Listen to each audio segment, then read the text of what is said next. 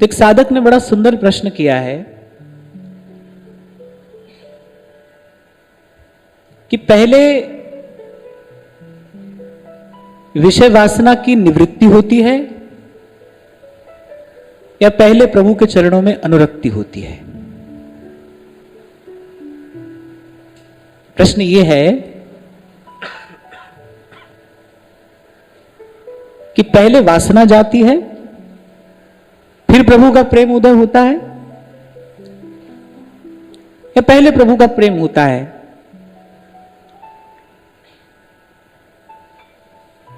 और फिर चित्त शुद्ध होता है। देखो, करतुम अकर्तुम अन्यथा करतुम प्रभु के होते हुए किसी भी काल में, किसी भी स्थिति में, किसी भी कार्य के लिए यह तो कहा ही नहीं जा सकता ऐसा नहीं हो सकता। दोनों ही बातें हो सकती हैं। दोनों ही प्रकार के उदाहरण देखने को भी मिलते हैं। पर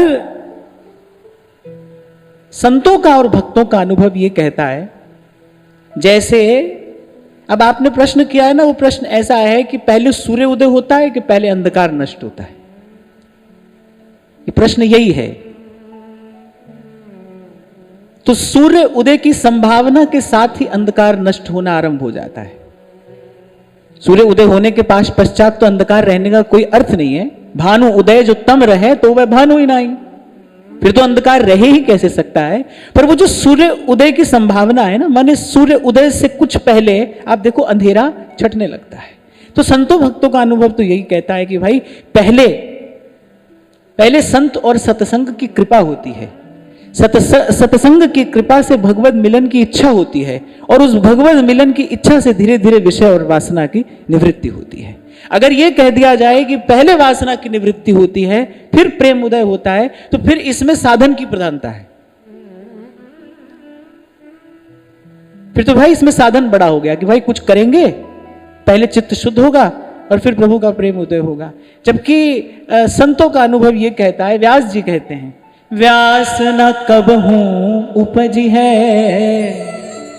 विषयन के अनुराग, साधु चरण रज पान बिन मिटे न मन का दाग। कबीर भी यही बात कहते हैं कि साधु बिन जाए नहीं मन ममता का दाग।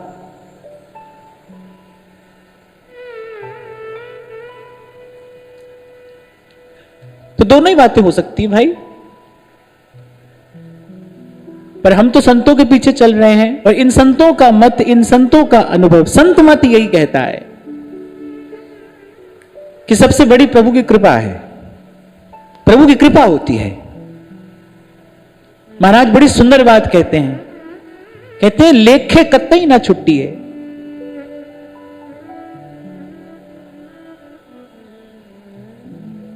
लेखे कतई न छुट्टिए मैं खिण खिण भुल्लण वो कह रहे बेटा साधन करेगा तो एक पग सही चलेगा तो दूसरे पे भूल हो जाएगी, दूसरे पे नहीं होगी तो तीसरे पे हो जाएगी, पर भूल हो जाएगी। लेखे कतई न छुट्टिए मैं खिण खिण भुल्लण हार, बख्शण हारा बख्श दे नानक पार उतार। कृपा होती है, कृपा होती है और बिनु हरि कृपा मिले नहीं संता। कृपा होती है, संत मिल जाता है, संत मिल जाता है और साधु चरण रज पान करने से करे मन ममता का दाग धुल जाता है।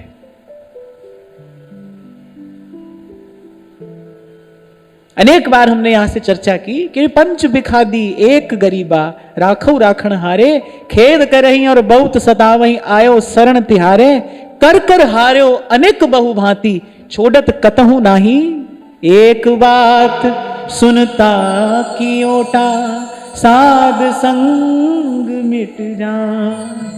इसलिए मैंने कहा संत मत तो यही कहता है, वो इसी बात को मानता है कि अपने किए से नहीं होता है भाई। भय कृपाल गुसाइया नठे सोग संताप, तती वाऊ न लग गई सतगुरु राखे आ। सो व्यास जी कह रहे साधु चरण रज पान बिन मिटे न उनको दाग। देखो कई बार हमने चर्चा की, करते ही रहते हैं हम। देखो तन को भजन में लगाना,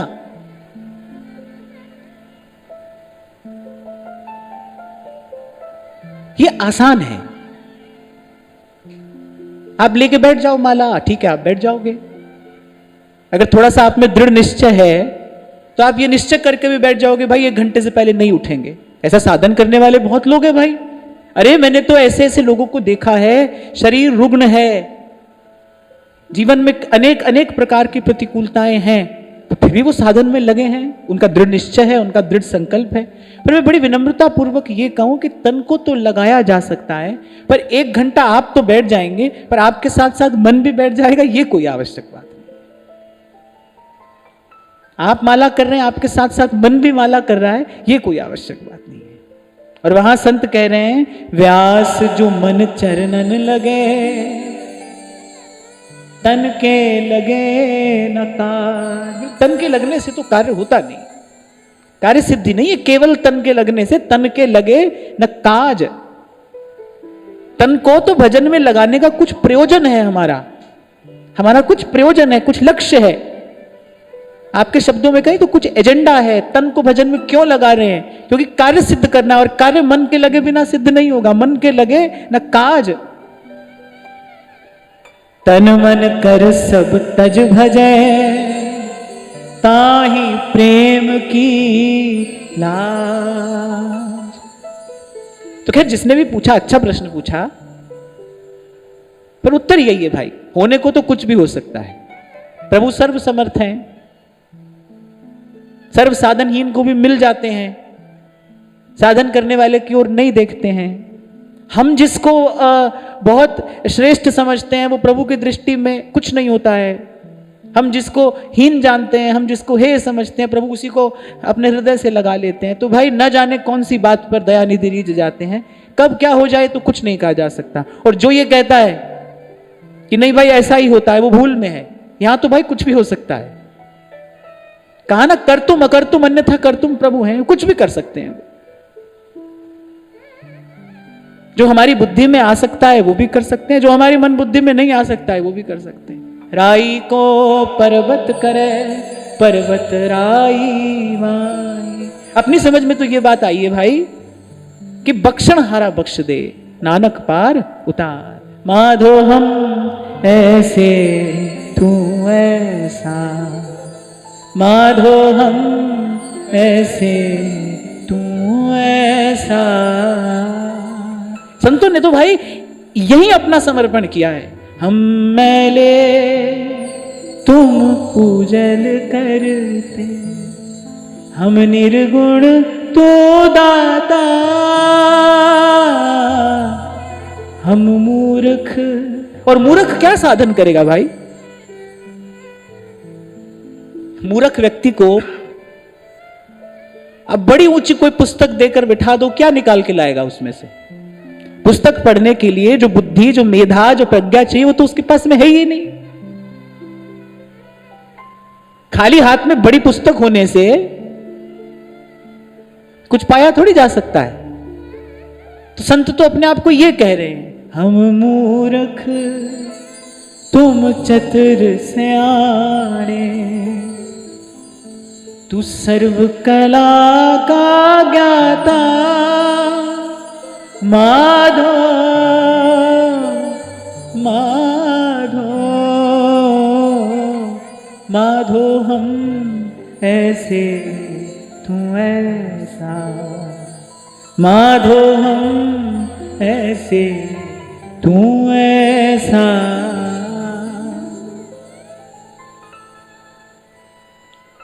तो अपने को तो भाई करने योग्य काम करना है, और करने योग्य काम यही है कि भाई जैसे हैं प्रभु आपके द्वार पर अब आ पड़े हैं।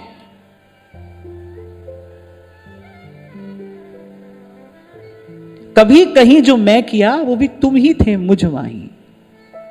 आपके द्वार पर आ पड़े हैं, इतना ही हमारा काम था, इससे इससे अधिक ना मैंने कुछ है किया और हमारे में कोई योग्यता कोई पात्रता नहीं। मैंने कहा ना, बहुत ऊंची ऊंची बात हमको कहने सुनने को मिल भी जाए, पर बात को केवल कहने और सुनने से कोई कार्य सिद्ध थोड़ी हो जाता है। जैसे मैंने आपको उस दिन भी कहा, मैं आपको 100 बात सुनाऊं, पर आप लाभ तो उतनी बात का ले पाओगे ना जितनी बात आपकी बुद्धि में प्रवेश करेगी। आप जो ग्रहण कर सकते हो लाभ तो आप उसका ले सकते हो ना। आपके सामने 56 भोग के थाल रखे हैं, पर भाई जितनी भूख है उतना ही तो खा सकोगे, थोड़ा अधिक खा लोगे और कितना। अपनी योग्यता अपनी पात्रता से ही तो व्यक्ति ग्रहण करता है। और यहां तो संत सारे संसार को गा कर सुना रहे हैं, हम मूर्ख तुम चतुर सयाने, तू सर्व कला का ज्ञाता। ये वो स्वर है, ये वो स्वर है जिस पर भक्ति का गीत गाया जाता है। हम कहते हैं ना कि भाई प्रभु भाव के ही भूखे हैं। प्रभु स्वयं कह रहे हैं, कह रघुपति सुन भामिनी बाता, मानो एक भगति करिनाता, मानो एक भगति करिनाता। भाव ही प्रभु केवल ग्रहण करते हैं, वही नाता वही संबंध मानते हैं। वो भाव है क्या भाई? भाव से दी हुई वस्तु प्रभु स्वीकार करते हैं। भाव से गाया हुआ कोई गीत ही पुकार बन जाता है। पर वो भाव क्या है? वो भाव यही है, हम मूर्ख तुम चतुर सयान। इसीलिए कल भी आपको स्मरण हो तो मैंने कहा था, ये भक्ति भाव का प्राण तत्व है। माधो हम ऐसे तू ऐसा। पर मेरे तुलसी बाबा कहते हैं, कह रही जीव ऐसा है कि महान बढ़ाई ईर्षा तुलसी दुर्लभ है। देखो, बिना देहाभिमान त्यागे तो कोई भाव देश में प्रवेश कर ही नहीं सकता है। तो अनेक अनेक बार हमने यहां से चर्चा की, इसको समझने का प्रयास किया। और देह के अभिमान को गलाने के लिए कौन सी अग्नि चाहिए? देह के अभिमान को यदि त्यागना है, देहाभिमान से यदि मुक्त होना है, इस अभिमान को यदि गलाना है, तो भाई कौन सी अग्नि चाहिए? सोना अग्नि में तपाकर ही शुद्ध किया जाता है ना। वैसे तो यह कहना ठीक नहीं है कि स्वर्ण अग्नि में तपाकर शुद्ध किया जाता है। स्वर्ण तो शुद्धि होता है, उसकी अशुद्धि को हटाया जाता है अग्नि में तपाकर, पर अशुद्धि को अग्नि में तपाकर ही हटाया जाता है ना। स्वर्ण की जो अशुद्धि है उसको अग्नि में तपाकर हटाया जाता है। तो इस देहाभिमान रूपी अशुद्धि को हटाने के लिए कौन सी अग्नि चाहिए? त्याग की अग्नि में इस देहाभिमान को गलाया जाता है। और किस बात का त्याग करना है? घर का त्याग करना है,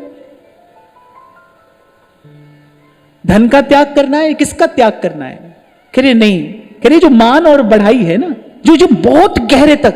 ऐसा नहीं कि भाई अगर कोई, आपके शब्दों में अगर कोई पब्लिक फिगर है, बड़ा लोक प्रसिद्ध है, तो उसी को मान बढ़ाई की इच्छा होती। भाई हर जीव के भीतर, मनुष्य मात्र के भीतर ये इच्छा है। घर में 4 लोग हैं तो घर का बड़ा व्यक्ति कहता है ना, भाई हम ही बड़े हैं, हमारी ही बात मानी जानी चाहिए। मान बढ़ाई नहीं है तो क्या है? प्रत्येक व्यक्ति के भीतर ये रोग है, ये अशुद्धि आपके मेरे हम सब के भीतर है। प्रभु के निकट जाने के लिए देहाभिमान से मुक्त होना है, और इस देहाभिमान रूपी अशुद्धि को दूर करने के लिए चाहिए त्याग की अग्नि। आपको याद हो, कुछ दिन पहले हमने चर्चा की थी, अगर आप अपना सुख छोड़ सकते हैं तभी आप पात्र हैं, प्रभु तभी स्वीकार करेंगे अगर आप अपना सुख छोड़ सकते हैं। तो आपसे मैंने कहा था ना कि सुख दुख में समान रहने का अभ्यास करना हो तो कैसे करना पड़ेगा? पहले आपको सुख में उछलना नहीं है, क्योंकि सुख पाकर जीव फूल जाता है ना। सुख का सबसे बड़ा घात क्या है? अरे भगवत विस्मृति हो जाती है, भगवान भूल जाते हैं। चाहे वो कंचन हो, कामिनी हो या कीर्ति हो, ये 3 बातें, कंचन, कामिनी और कीर्ति। और इन तीनों में से कोई भी भगवान को भुला देता है। इसी से डरते हुए संत कह रहे हैं, राख संतन के पाछे माधो माधो माधो हम ऐसे तू ऐसा। हम व्यास जी की वाणी का चिंतन कर रहे हैं, तो मैं देखता हूं व्यास जी की वाणी में दो बात मिलती हैं। एक तो व्यास जी ने जो करने पर बल दिया है, प्रसाद की निष्ठा और हरि के भक्तों में सर्वात्म समर्पण, ये व्यास जी की साधना के दो प्रमुख अंग हैं। वृंदावन से प्रेम तो उनका सिद्ध है ही, वृंदावन में वास करते हुए श्री जी के प्रसाद में निष्ठा, अरे लोक वेद तज के भजे राधा वल्लभ लाल, प्रसाद में निष्ठा। और कल हमने प्रसाद क्या है इस बात पर विस्तृत चर्चा की। प्रभु ने कुछ प्रसाद तन के लिए दिया है, कुछ प्रसाद मन के लिए दिया है। और प्रभु का जन वही जो सदा सर्वकाल प्रभु के प्रसाद पर ही आश्रित रहे। संतों का मत तो यह है भाई प्रसाद के बल पर ही भजन होता है, प्रसाद की निष्ठा से ही भजन भावना सिद्ध होगी, प्रसाद के ही आश्रित रहे, किसी अन्य वस्तु की ओर ध्यान न जाए। ध्रुवदास जी तो कहते हैं कि जल हूं भूल न पीजिए बिन लीने निज नाम। सेवक जी ने काचे धर्मी प्रकरण में यह बात कही है कि जाए आए अनर्पित जाए गटक्कत, बोले प्रभु को अर्पण किए बिना ही पा रहा है, बोले तो अपनी कमाई अपने हाथ से गंवा रहा है। एक साधक के जीवन में ये तो उसका जीवन व्रत होना चाहिए, भाई प्रसाद ही पाएंगे, प्रसाद के अतिरिक्त कुछ स्पर्श नहीं करेंगे, क्योंकि प्रसाद के अतिरिक्त तो फिर वस्तु है और वस्तु में दोष है। जब दोष भीतर जाएगा छिद्र करेगा, भजन का रस बह जाएगा। इसलिए भाई प्रसाद ही पाएंगे, प्रभु को निवेदन किए बिना कुछ ग्रहण नहीं करेंगे, चाहे वो अन्न हो, वस्त्र हो या धन हो, जो भी पाएंगे प्रसाद पाएंगे। तो एक तो व्यास जी के जीवन में है प्रसाद की निष्ठा, और हरि के भक्तों के चरणों में सर्वस्व का समर्पण, संत सभई गुरुदेव है। और दो बात जिनसे व्यास जी ने विशेष रूप से बचने के लिए कहा है, उस पर भी थोड़ा ध्यान देना आवश्यक है। वहां व्यास जी कहते हैं, व्यास कनक अरु कामिनी तजिए भजिए दूर, हरि सो अंतर पारी है मुख दे जई है धूर। कनक माने धन और कामिनी, कामिनी माने पुरुष के लिए पर स्त्री और स्त्री के लिए पर पुरुष। और मैं तो एक और बात भी इसमें निवेदन कर रहा हूं कि पर स्त्री और पर पुरुष ही क्यों, धन तो भाई अपना भी हो, जिसको आप अपना कहते हो, वैसे तो अपना होता नहीं, हो नहीं सकता, पर जिसको व्यक्ति अपना कहता है, अपने में भी आसक्ति तो अंत में दुख का ही कारण बनती है ना, पतन का ही कारण बनती है। इसलिए व्यास जी ने यहां पर न कहकर व्यास कनक अरु कामिनी तजिए भजिए दूर, क्यों कह रहे हैं ऐसा? कह रहे इन दोनों का सुख जीवन में आते ही भगवान भूल जाते हैं, भगवत विस्मृति होने लगती। क्यों? क्योंकि अपने साथ ये थोड़ा विषय सुख लेकर आते हैं ना। अभी कुछ दिन पहले हम चर्चा कर रहे थे, जब बहेलिया जाल डालता है तो अकेला जाल थोड़ी डालता है, अगर बहेलिया केवल जाल डालेगा तो पंछी आएगा ही क्यों? और आपको स्मरण हो, मैं आज फिर कहूं, अंत तक माया अपना कार्य करती है, वो निरंतर कार्यरत है, वो तो अपना काम करेगी भाई, उसको वही काम मिला है और वो अपना काम बहुत बहुत भली प्रकार से करती है, वो अपना कार्य करती है। उसका कार्य यह है कि उसके स्वामी के निकट कोई आने ना पाए। अब भाई भगवान ने उसको इसी काम के लिए अपॉइंट किया है, वो तो अपना काम करेगी। ऐसे प्रधानमंत्री के चारों तरफ जो सुरक्षा घेरा होता है, उसका क्या काम होता है कि भाई प्रधानमंत्री के निकट कोई आना नहीं चाहिए। अब प्रधानमंत्री अपनी गाड़ी से उतर के चले जाते हैं भीड़ में, वो बात दूसरी है। अब स्वयं किसी को बुला लेते हैं, वो बात दूसरी है। पर जो सुरक्षा घेरा जो है, उसका यही काम है। अब बड़े प्यार में प्रेम में भरकर कोई दौड़ा आ रहा हो, वो जो सुरक्षा कर्मी तैनात है उठाकर दूर फेंकते हैं। ऐसी भगवान की माया है। इसलिए मैंने आपसे कभी कहा था, बोली इसकी निंदा मत करना। देखने में ये आता है जीवन भर माया की निंदा निंदा निंदा करते रहते, उसी से चिपके रहते हैं, वो छोड़ती नहीं।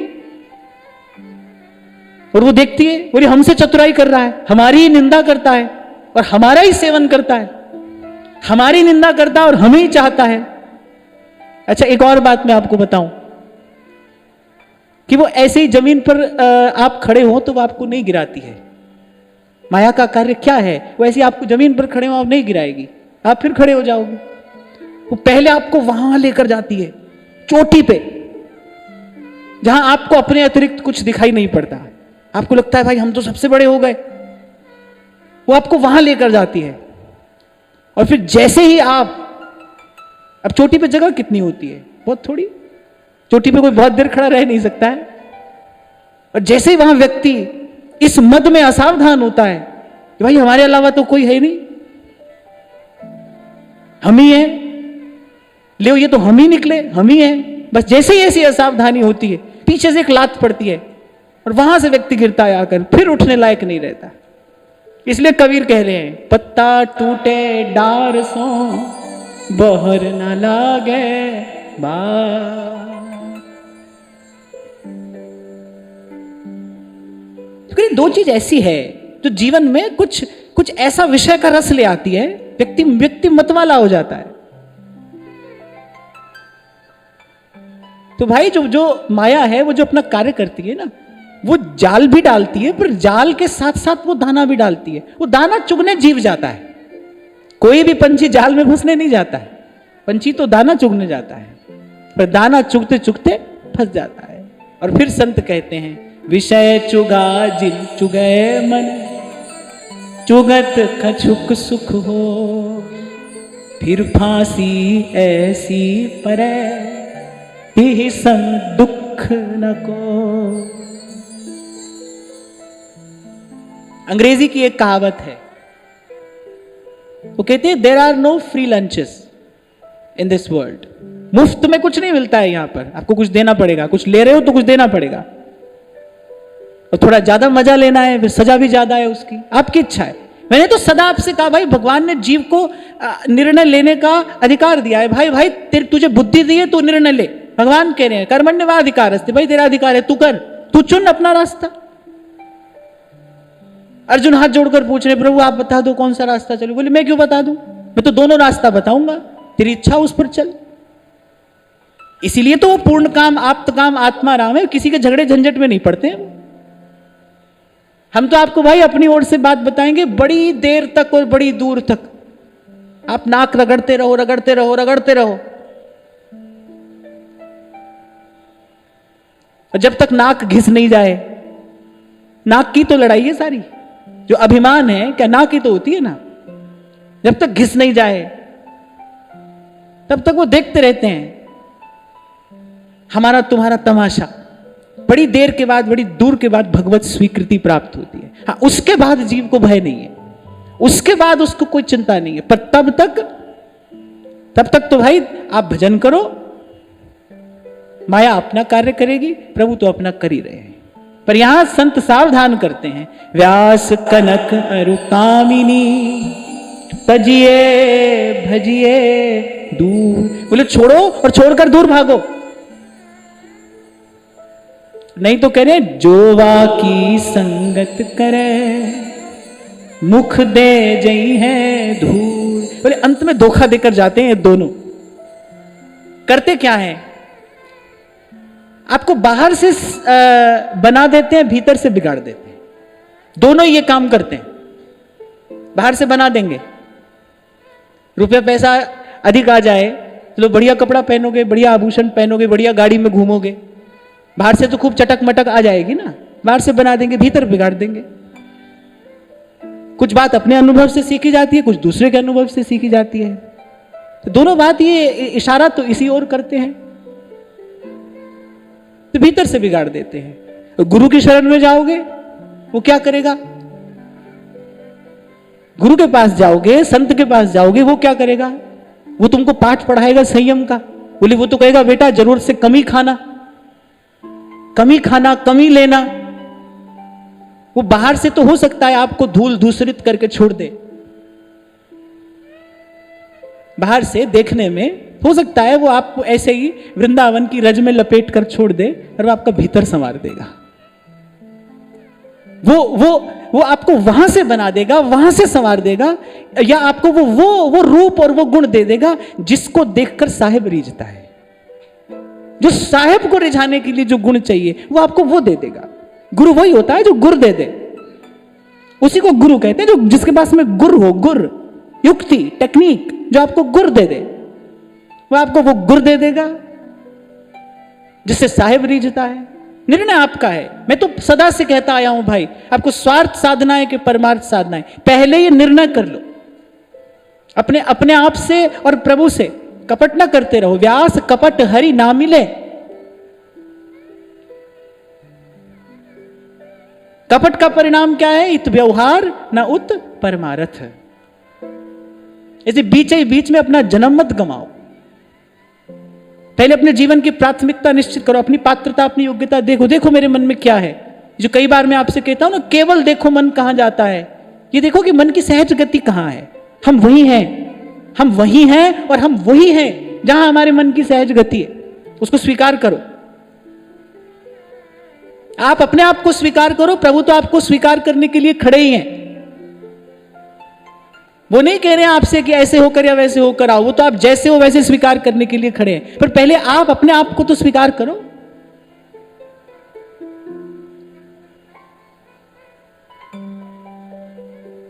तो कह रहे हैं दो बात से बच के रहना। श्री महाप्रभु जी ने भी दो ही बात कही है। महाप्रभु जी की वाणी में, सिद्धांत में बहुत एक दो बात ऐसी हैं जो महाप्रभु जी ने थोड़े कठोर शब्दों में कही हैं या आदेशात्मक शब्दों में कही हैं, वरना महाप्रभु तो बड़े प्रेम से कहते हैं, ताते भैया मेरी सौ कृष्ण गुण संचु। महाप्रभु जी तो बड़े प्रेम से कह रहे, अच्छा सकहीं तो सब परपंच तज, कृष्ण कृष्ण गोविंद कहे, जी नामनि मंगल लोक तिहूं, सुहरिपद भजना विलंब कर, सुख चाहत हरिवंश हित, कृष्ण कल्प तरु सेव। महाप्रभु ने तो बड़े प्रेम से भजन की आज्ञा दी है, क्योंकि वो प्रेम है ना, वो तो प्रेम ही है। तो जो भी कहा है उन्होंने तो बड़े प्रेम से कहा है, बड़ी मधुर रीति से कहा है। एक दो स्थानों पर महाप्रभु जी ने आदेशात्मक रूप से अपनी बात कही है, तब कहा है कि परधन परतीय बंचो। बोले पराया तो विष के समान है, चाहे वो धन हो या तन हो, इन्हीं दो में व्यक्ति की सुख बुद्धि रहती है। जीव की सुख बुद्धि कहां है? उसको लगता है भाई धन मिल जाए तो सुखी हो जाएंगे, या फिर काम के अधीन होकर और सुंदर चाम की ओर देखता है। एक और बात मैं आपको कह दूं, काम का सुख वस्तुतः चाम का ही सुख है। इसलिए मैंने आपसे कहा था भाई ये दृश्य दूर से कुछ और दिखाई पड़ता है, जब आप पास जाकर देखोगे तो ये कुछ और है। जैसे चमड़ी है ना भाई, दूर से ही चमक दमक है, इसमें थोड़ा निकट जाकर देखो क्या है इसमें। कभी अपने हाथ को ऐसे माइक्रोस्कोप के नीचे रखकर देखना, वो जो डॉक्टर्स के पास होता है ना, अब उसके नीचे रखकर देखना, आपको अपने ही हाथ से घृणा होने लगेगी। ऐसा है हमारा हाथ, कितने बैक्टीरिया और कितना सब कुछ हाथ पे हमेशा ही रहता है, कितना भी धोते रहो इसको। तभी संत कहते हैं भाई कि पवित्र तो एक प्रभु का नाम है, उसी के आश्रय, उसी के सहारे, उसी के भरोसे, उसी के विश्वास पर जीव पवित्र होता है। तन तो महिला ही है भाई। ये जो हम हाथ में उठाकर प्रभु का विग्रह, प्रभु को स्नान करा लेते हैं, प्रभु की सेवा कर लेते हैं, ये तो ऐसी बात है कि जैसे प्रभु तरुतर कपि डार पर सो किए आप समान, तुलसी कहूं न राम से साहेब सील निधान। तो जैसे प्रभु का स्वभाव है, वो आचार्यों के नाते, भगवत सेवा जीवन में आती है किसके नाते? तो आचार्यों के नाते आती है ना। आचार्य की ओट में ही रहकर तो भगवत सेवा की जाती है ना। मनमानी रीति से जो भगवत सेवा करते हैं उनका दृश्य तो आप देख रहे हो, कुछ विचार नहीं है, न सेवा में सुचिता है, न पवित्रता है। डलिया में उठाया ठाकुर जी को, घूम रहे हैं, जहां तहां घूम रहे हैं, कहीं भी धर दिया, कहीं भी पधरा दिया। एक बात मैं कहता हुआ आगे बढ़ूं, भगवान सुलभ हैं, सस्ते नहीं है। ऐसो महंगो आही सखीरी, रुदास जी कह रहे हैं कि प्राण दिए ना पहिए, ऐसो महंगो आही सखीरी। सुलभ हैं, प्रेम के नाते सुलभ हो गए हैं, भक्तों के नाते सुलभ हैं, भक्त के नाते भगवान सुलभ हो जाते हैं, संत गुरु की कृपा से भगवान सुलभ हो जाते हैं, सस्ते नहीं है।